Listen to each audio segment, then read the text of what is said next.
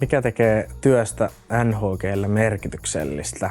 Mulle henkilökohtaisesti tekee erityisesti niin kuin projektit ja projektien haastavuus ja se, että mä pääsen kehittymään ja oppimaan, niin se oli se syy, yksi päällinen syy, miksi mä NHG:lle tulin. Musta tuntuu, että me ollaan ratkaisemassa semmoisia hyvin aitoja, konkreettisia yhteiskunnan keskeisiä kysymyksiä ja tosi monet semmoista asioista, mitä me tehdään täällä, niin niillä on semmoinen ihan välitön vaikutus siihen, että miten vaikka sosiaali- ja terveydenhuoltoa johdetaan. Meillä on mahdollisuus tulla tänne taloon ilman, että pitää ymmärtää tai osata sosiaali- ja terveyspalveluista juuri mitään. Me etsitään sitä tiettyä paloa ja halua lähteä ja rohkeutta lähteä muuttamaan tätä yhteiskuntaa paremmaksi kaikille ihmisille. Mut on yllättänyt positiivisesti meidän tosi matala hierarkia ja se, että täällä on semmoinen positiivinen ja energinen meininki koko ajan. Ihmiset kysyy, mitä kuuluu käytävillä ja on semmoinen hyvä olla.